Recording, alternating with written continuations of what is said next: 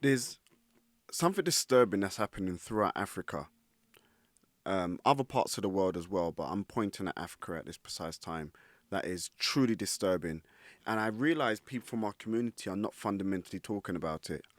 I think we tend to talk about, and I'm not trying to belittle it, but we talk about some real menial things when massive things are happening in our countries.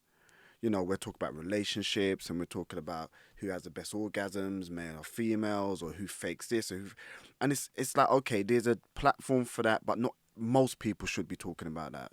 Maybe a few, but there's other issues that needs to be addressed within our community, and we need to come together and really find a way to stop what's happening. I'm going to do this video in two parts. I'm going to give you two different case studies of what's been going on, and I want us to be more aware of what is happening within African countries. So this one here, what I'm going to play to you, is a man named Simon Harris. He has been using charities to go into Africa from England, and he's been using it to molest children. I've also got another video, so please look out for part two as well, where fake charities are set up in Uganda and other places, and they're using that to molest children and bring children in to porn, the porn industry as well. And it's absolutely barbaric. And I want us to really zone into this and start finding ways to help the vulnerable. And this, what I guess Kevin Bennett's narrative and what I'm about fundamentally, is looking at people that are going through trauma or people that are vulnerable, where other people are coming in and manipulating it or using it for their betterment while they're destroying others. So I want you to watch this Channel 4 documentary, and I want us to really think about what's going on here. When poverty exists, manipulators will step in and do what manipulators do best.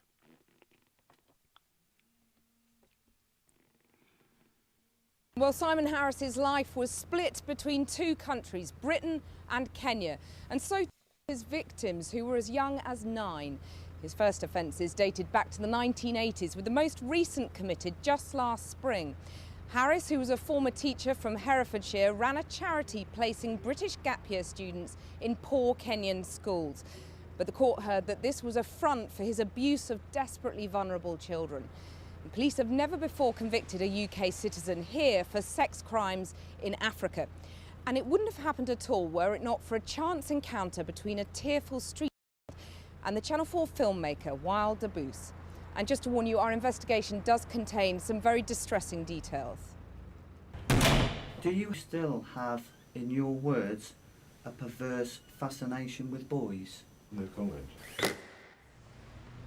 For almost 2 years, Channel 4 has been on the trail of this man, Simon Harris. Simon, what do you say about the abuse allegations against children in Kenya? Today, after an unprecedented police operation, a jury found Harris guilty of abusing boys in Britain and Africa for decades. We're pleased with the outcome of today's trial. Simon Harris is a manipulative, predatory sex offender. Now, let me say this very quickly.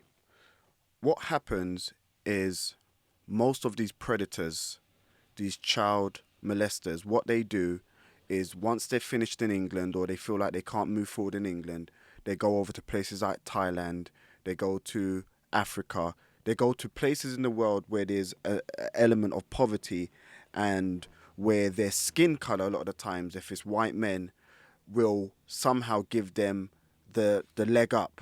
And it goes back to religion, and it goes back to colonialism as well, where in many different countries, when they see white, they see they see privilege, they see a way forward, they see help, they see like a godlike figure, or a figure that will come to take them away from their pain, not realizing that their pain is going to turn into a deeper trauma.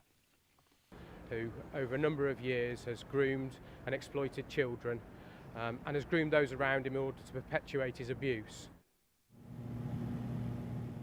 Simon, what do you say about the abuse allegations against children in Kenya? Today, after an unprecedented police operation, a jury found Harris guilty of abusing boys in Britain and Africa for decades. We're pleased with the outcome of today's trial. Simon Harris is a manipulative, predatory sex offender. There's This story began here, more than 4,000 miles away in Kenya's Rift Valley.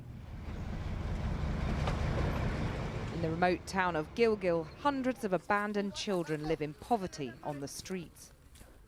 In February last year, a team from Channel 4's Unreported World joined local charity worker Dan and Doritu to film their plight. Kuna chakula, kuna nguo, kuna mattress, kuna blanketi. One small boy was particularly distraught.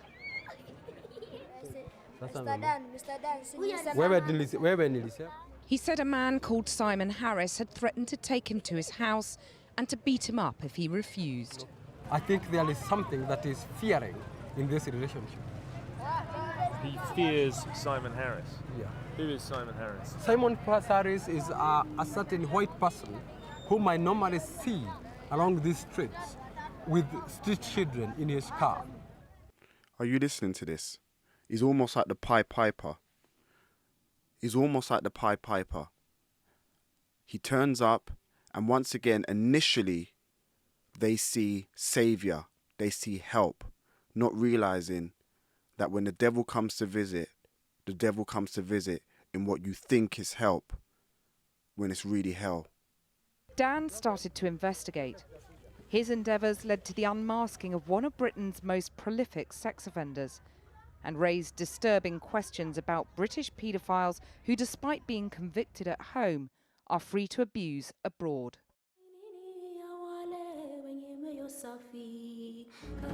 VAE is an organisation that brings gap year students in Kenya.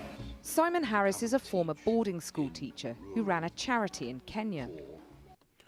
Please look out for charities. Please look out for these charities. I mean, not all charities are bad, and I've got to state that. I don't want you to think for a second that I'm against charities overall. But most of the time, as I said, when these devils come for you, they come for you in the name of what you think is come to save you, not what's going to destroy you. It's very nice to live in a country where people greet you, where people smile at you. Here, everybody smiles at you, and that's refreshing. But Harris was a convicted sex offender, jailed in Britain in 2009 after being caught with almost 350 indecent images of children, some of the most horrifying nature. In May last year, we travelled to Gilgil to take up the story. Dan has secured pictures of Harris picking up street children in his Land Rover and taking them back to his house. The kids know him so well they've given him their own nickname, Ngoso. We speak to one who's just 14 years old. Sana nilichukuliwa na Ngoso. Nilichukuliwa na Ngoso, tukalala. Ani akatuchukua vijana watatu plus mimi. Do you know the real name of Ngoso, the man you call Ngoso? Anaitwa Simon. Alikuwa kwa kitanda, akaniambia nitoe nguo zote. Mimi nikatoa, kaanza kunipapasa papasa mimi nikama. The rest of his interview is too distressing to broadcast. This is where the boys say the abuse took place. Harris's remote home, hidden behind the trees and known locally as the greenhouse. Kila siku nakaa huko. Usiku sasa lazima kwanza tuoge, tuoshwe. Kama kutuosha. This boy is just 11 years old. Kwa hivyo kama kende ndo nilikatanga.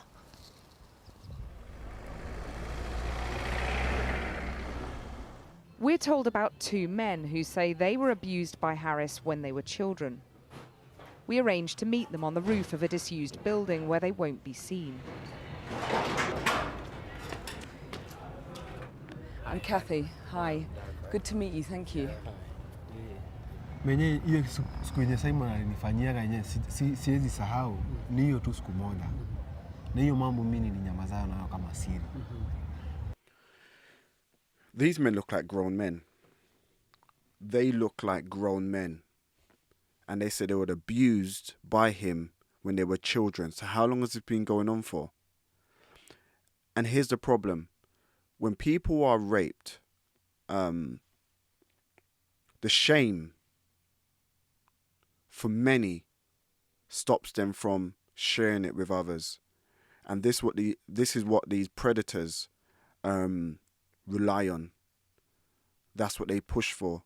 They find the most vulnerable who will not share their story, their journey. And people need to express what they're experiencing. In one of my other videos, I talk about men who are vulnerable in public and how they get laughed at and chastised. When a man has been raped, or when a person's being raped, but when a man's being raped, if he talks about it in public, if he's been molested or so, when he talks about it in public, what does that look like? Does it become a meme? Do people laugh at it? Do people share it around?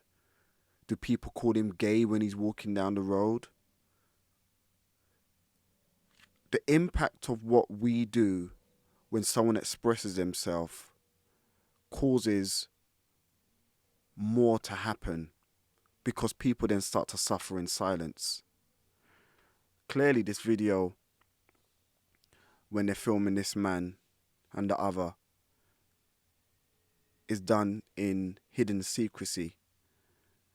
The reason why is fear of reprisal or feeling ashamed.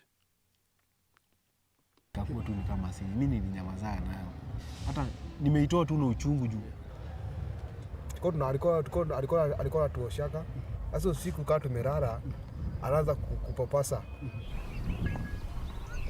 We decide to go to the greenhouse.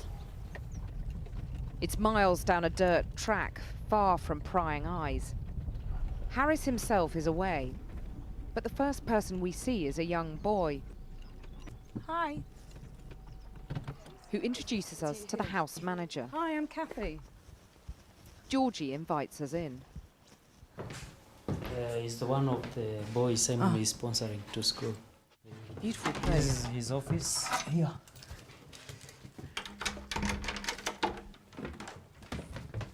It's a shame Simon wasn't here to talk to us, actually. It would have been really good to Yeah, do an interview with him too. This is his office. We are also VA. If they want to work, they come here. Georgie tells us Harris rescued him from a life on the streets 8 years ago. Since then, a great many street boys have spent time at the greenhouse. You hear that? This man Georgie said, young man, said Simon rescued him. Once again, people sometimes don't know the difference between being rescued and being imprisoned. It's every day, like Simon, since I have been here, there must be street boys here, either 4 or 6. The Kenyan authorities were told about Harris, but nothing was done about it. Why was nothing done about it? Were they being paid off? Was it because of his skin colour? Is it because it comes under the guise of a charity? And this is the same thing that's happened with priests, etc. as well. One of the most dangerous things that can happen to a community is the worship of a title. The title of uncle, the title of a priest, the title of a pastor, the titles within charities, the charity itself. When people see certain titles, they submit to the titles. They submit their children to the titles. They submit themselves to the title. We have to be very careful how we give respect to titles. People can seep into your world in the name of a title and abuse your world in the name of a title. Not earned, just a title. The title of uncle, the title of stepfather, the title of brother, the title of sister, their character don't align with the respect of the title. We need to step away from titles. We took our evidence to the police here at the Child Exploitation and Online Protection Centre. The evidence was so convincing, it led to an unprecedented operation. The first time ever that British officers have travelled to Africa to investigate and prosecute a UK citizen for sex crimes. We've flown to Kenya with British child exploitation officer Kelvin Lay and his team. They've joined up with Kenyan police and are preparing to raid the greenhouse. Okay, yeah, well, we're just arriving at the house. We require the seizure of any computers, laptops, pornographic materials, still images, video cameras, tapes, compact discs and any other material relevant to promotion of sexual offences with the child. Searches are ready to go. They begin their search but quickly realise that some items are missing. I understand that previously there were 2 desktop computers here. There was one computer there and one computer there, and there's now just the one there. After 5 hours, they break into a locked room. Just going to put your foot through it. Yeah. There they find more hard drives and a computer. Okay, so these are the exhibits that we've got so far. You'll see there's a bag full here that's been taken. They managed to glean enough from the computer, towers cameras and dozens of interviews carried out by the British team in Kenya to charge Harris with offences against boys as young as 6. Just days after the raid, he's arrested in Herefordshire. 28 child victims have alleged that they have been sexually abused, and a number have had indecent photographs taken of them whilst in Kenya. They have identified you as the person being responsible. How do you explain that, Mr. Harris? No comment.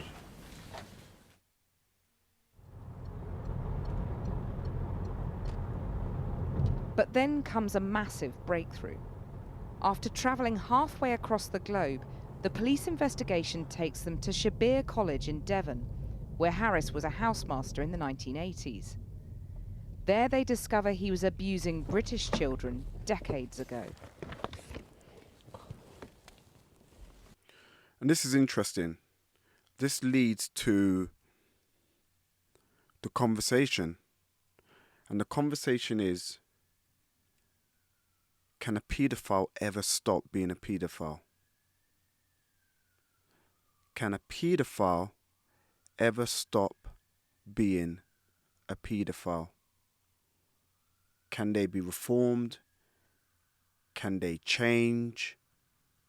Can a paedophile ever stop being a paedophile?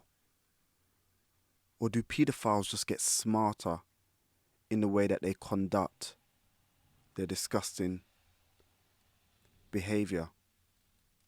What you think is one thing. What you enact is another. The inaction of behaviors stems from the thinking of the behavior. Oh, fabulous. Here's copies of statements in which it is alleged that you entered the boys' rooms on numerous occasions and massaged them. It's extremely important, obviously, for our Kenyan case. It goes to show, you know, how long this man has been offending. Here at Birmingham Crown Court, Simon Harris astonished the police by pleading guilty to 6 indecent assaults against 3 boys in Devon, offences he'd committed a quarter of a century ago. But he denied ever abusing anyone in Kenya. The jury, though, disagreed. After an 8-week trial, they found Harris guilty of 8 indecent and sexual assaults against Kenyan boys and 4 counts of possessing indecent images. The police hope this groundbreaking case will serve as a warning to British sex offenders that their crimes will be detected and punished wherever they are. It's an extraordinary achievement, not least for Dan, the charity worker who made it all happen. You couldn't imagine this happening to children, and particularly children so vulnerable. I cannot emphasize more how desperate street children are. I would say it is the day of justice to these children. Well, tragically, today's verdict has simply come too late for one of Harris's alleged victims who took his own life just over a week ago. The jury was told about the death of Michael Commandis after they delivered their verdicts. Some looked shocked and several appeared close to tears. The remaining victims will find out in January what sentence their abuser will get. But there was also an application yesterday by Simon Harris's barristers to dismiss the entire trial. This related to the publication of an article by ITN, which produces Channel 4 News, on our website before the verdict. Channel 4 News has apologised unreservedly for publishing a draft article in error within its website. As soon as we were made aware of the error, we removed the piece. Jury members confirmed none of them saw the article, but the matter has been referred to the Attorney General.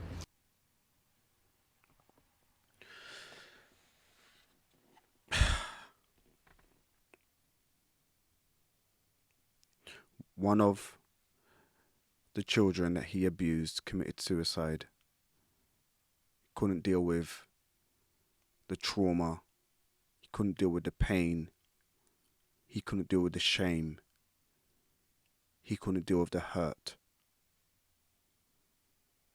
Hurt people either hurt people or hurt people, heal people. I don't know the journey of where it all started for Simon, but I do know the destination of what happened to many of these abused boys. One of them, maybe more, committed suicide. When children come into the world, they cannot talk, they cannot walk, they cannot feed themselves. They need the guidance of a parent or a guardian. And it takes a number of years for that newborn baby to have the skills to navigate through the world and to encounter as less traumatic experiences that will govern the rest of their life as possible. Some may say, where were their parents in this process? And it's not as easy as that, especially in poorer countries. Sometimes parents are hoping that the person or the charity that is coming to help them are good people. And there's not enough education connected to these charities coming in, especially when government bodies are saying to them, this is a charity that's here to help you. They pray and hope in their trauma, in their need, that whoever they're handing themselves over to or handing their children over to are going to be good people. And all it takes is one encounter for the whole dynamic of the community, of the family, and of a child to change. All it takes is one encounter. It doesn't need to be 10 or 15 or 20 encounters. One traumatic encounter can change the dynamic of a whole community. We need to help more. We need to be more understanding. Don't laugh at people that have been traumatized or that has been raped or that has gone through hard times way beyond our understanding or measure. It could be our child that's next in line for a Simon Harris type of guy, or a charity that hides in the disguise of help when their plan is to send you to hell. I've done also another video, similar situation, but in Uganda, just to show you that this is not just a one-off what's happening here. This is happening right across the world, and they target vulnerable countries vulnerable villages, vulnerable people.